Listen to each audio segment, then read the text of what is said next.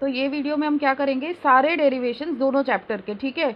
तो बहुत easy way में मैंने बनाया है, तो बहुत ध्यान से सुनना, प्रॉब्लम है तो पूछना, पर बहुत इजी वे में सारा एक्सप्लेनेशन भी इसमें डाला है।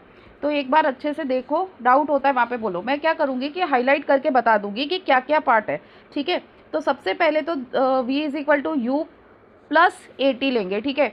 तो इसमें ये ग्राफ हमें बनाना पड़ेगा। क्या ग्राफ है, देखो यहाँ पे नीचे टाइम है, ठीक है, और ये जो पार्ट है ये मेरा वेलोसिटी का पार्ट है, ये जो पार्ट है वो वेलोसिटी का पार्ट है।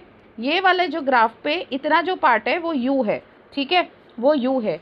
और अभी ये और ये जब कनेक्ट होता है, क्योंकि u से कनेक्ट होता है ताकि पता चलता है चेंज ऑफ वेलोसिटी, ठीक है। तो इसमें हमारी इनिशियल वेलोसिटी ग्राफ के हिसाब से क्या होगी, OA, ठीक है, OA होगी। और इस साइड पे देखो रेक्टेंगल बन रहा है तो हम CD भी लिख सकते हैं। फिर सेकेंड वाले में हमारी वेलोसिटी यानी फाइनल वेलोसिटी जो होगी, यानी पूरी, यानी BD, v is equal to BD। अब टाइम कितना होगा, तो टाइम देखो, टाइम रेक्टेंगल के फॉर्म में है तो अपोजिट साइड्स क्या होती है, इक्वल होती है। इसका मतलब कि मेरा OD और AC टाइम है। तो मैंने क्या कर दिया, मैंने सारा डेटा लिख दिया, ठीक है। तो अभी initial velocity, final velocity, time taken लिख दिया। तुम्हें पता है एक्सेलरेशन ग्राफिकली कैसे निकालते हैं, स्लोप से। तो स्लोप अगर हम VT ग्राफ का निकाल ले तो हमें आइडिया आ जाएगी कि क्या देखना है, ठीक है। तो सबसे पहले तो मैं U के कोऑर्डिनेट्स लूँगी। तो कोऑर्डिनेट्स ऑफ A पॉइंट तक लो, यानी OA तक पॉइंट के कोऑर्डिनेट्स लो। तो शुरू कहाँ से हो रहा है, 0 से हो रहा है, ठीक है। शुरू कहाँ से हो रहा है, 0 से हो रहा है। तो 0 से शुरू हो रहा है, राइट। तो यहाँ पे पहला कोऑर्डिनेट क्या आया, 0। अब दूसरा कोऑर्डिनेट क्या आएगा, ये वाला पार्ट यानी U। तो हमारे कोऑर्डिनेट दोनों को जोड़ दो तो क्या आए, 0 और U।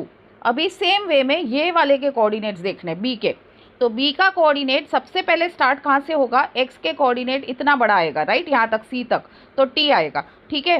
फिर Y कोऑर्डिनेट क्या जो बनेगा, V, इतना पार्ट जो है, और ये वाला पार्ट, तो ये वाला पार्ट क्या है, T। फिर Y का कोऑर्डिनेट पूरा आएगा यानी V, तो TV बनेगा, ठीक है, V के कोऑर्डिनेट्स। तो अभी स्लोप ऑफ VT ग्राफ कैसे निकालेंगे, उसका एक फॉर्मूला है, ये फॉर्मूला लर्न करना पड़ेगा। स्लोप इजीली कैसे निकालते हैं, दोनों के डिफरेंसेस, चेंज का मतलब होता है स्लोप। तो y2 minus y1 upon x2 minus x1, ऐसे याद रखो कि न्यूमरेटर में y के चेंज आएगा, y एक्सेस का चेंज आएगा, और नीचे क्या आएगा, x एक्सेस का चेंज आएगा, ठीक है।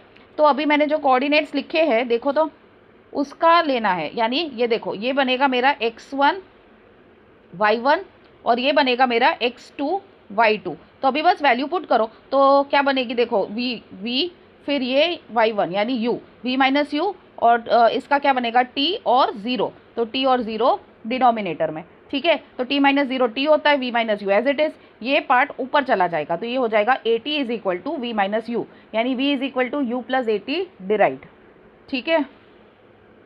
अभी सेकेंड डेरिवेशन करेंगे, वही जो फर्स्ट वाला जो ग्राफ है ना, वही यहाँ पे अप्लाई होगा, that is s is equal to UT plus half AT square.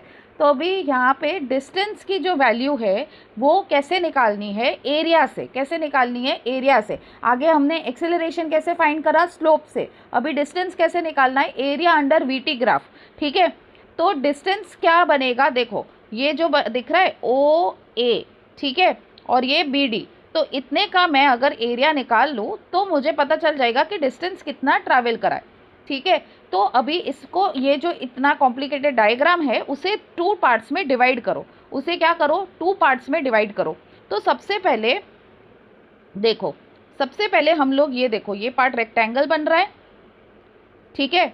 तो ये रेक्टेंगल का लो, यानी OACD का एरिया लो। तो OACD का एरिया क्या होगा, देखो यहाँ पे U है, राइट, U और T, लेंथ इंटू ब्रेथ, यानी U इंटू T, ठीक है। फिर अब मैं ये राइट एंगल ट्राइंगल का लूँगी। तो राइट एंगल ट्राइंगल का फॉर्मूला क्या होता है पता है, half into base into height, half into base into height होता है, ठीक है। तो यहाँ पे हाफ, बेस क्या है मेरा AC, राइट, तो हाफ इंटू AC, और हाइट क्या है मेरी BC। ट्राइंगल की हाइट BC है, पूरा BD नहीं। क्यों, क्योंकि ट्राइंगल ये रहा, देखो ये वाला ट्राइंगल है ABC, तो उसके हिसाब से हमारी हाइट क्या है, BC, ठीक है। अब OA और OD की वैल्यूज पुट कर दो, यानी U इंटू T। अभी सेम वे में AC इंटू BC, ठीक है।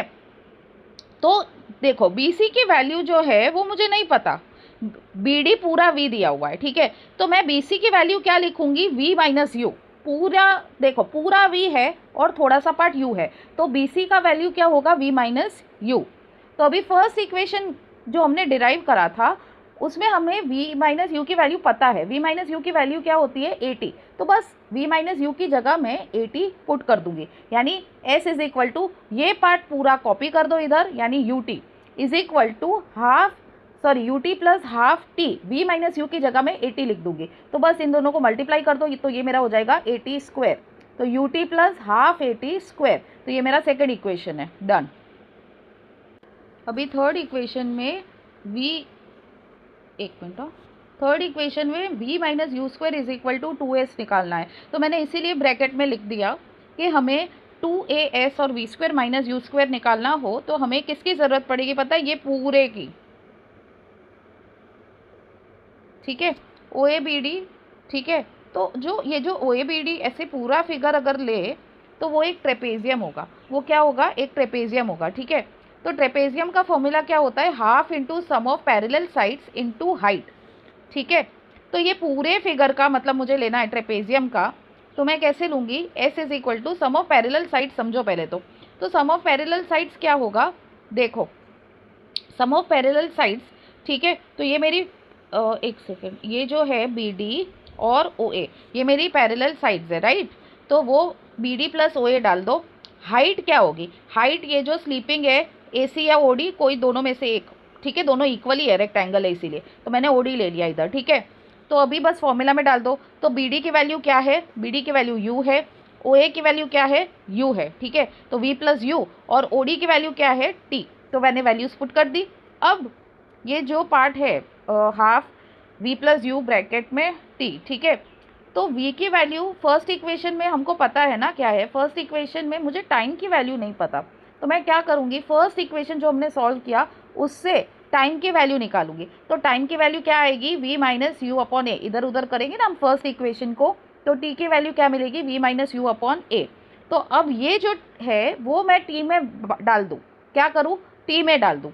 तो putting the value of t इन 1 मेरे को क्या मिलेगा, v माइनस यू अपॉन ए, मैंने t की जगह खाली कॉपी कर दिया, ठीक है। अभी पार्ट समझो, अभी देखो ये v प्लस यू और v माइनस यू क्या होगा, v square minus u square होगा, a plus b a minus b वाली आइडेंटिटी, ठीक है। अब ये जो a है और ये 2 है वो मैंने मल्टीप्लिकेशन में साथ में डाल दिया, ठीक है। अभी क्वेश्चन के हिसाब से मेरे को ये ऊपर चाहिए, राइट, तो मैं इधर ऊपर भेज दूंगी, यानी 2as और इस तरफ v square minus u square, done. हमारा थर्ड इक्वेशन भी डिराइव हो गया, ठीक है। अभी नेक्स्ट चैप्टर पे जा रही हूँ मैं।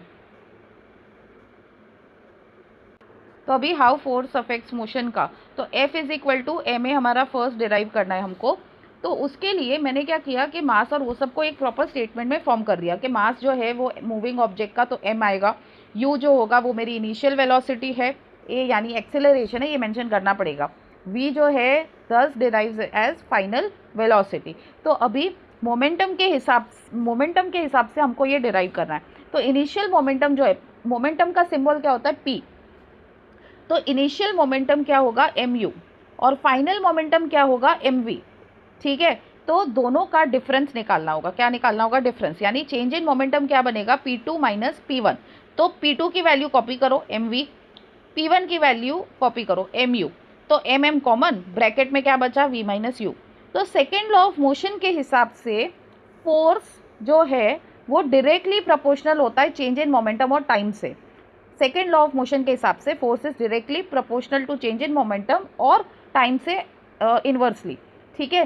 तो चेंज इन मोमेंटम का p2 माइनस p1 लिखा, यानी ये वैल्यू जो है वो मैं पुट कर दूंगी इधर, और t, ठीक है।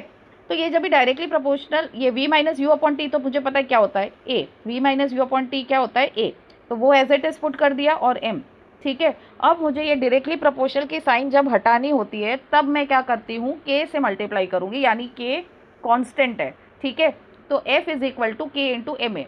तो एक यूनिट ऑफ फोर्स के हिसाब से k की वैल्यू क्या आती है, 1, तो दैट मीन्स कि 1 इंटू एम ए, यानी F की वैल्यू क्या आ गई, एम ए। तो हमारा ये इक्वेशन भी हो गया, I is equal to f t, second equation derive कैसे करते हैं, ठीक है। तो according to second law of motion के हिसाब से हमने क्या डिराइव करा, F is equal to m a. तो ए की वैल्यू क्या हुई, V minus u upon t. तो अगर मैं इन दोनों को मल्टीप्लाई करूँ, m we minus M u और टी, थोड़ा बहुत फर्स्ट का ही घुमा के मैंने सेकेंड में सीधा करा बस, तो ये ऊपर भेज दो। तो ये क्या हो जाएगा, F T is equal to M we minus M U. तो M we minus M U क्या है, मोमेंटम के हिसाब से P2 माइनस P1, राइट। तो आई की वैल्यू देयरफॉर क्या मिली मेरे को, change in momentum is equal to f t. यहाँ पे एक मेंशन करना कि ये क्या है, is equal to f t. बस डन। सेकंड इक्वेशन तो बहुत इजी था, 1 मिनट में आ गया। तो ये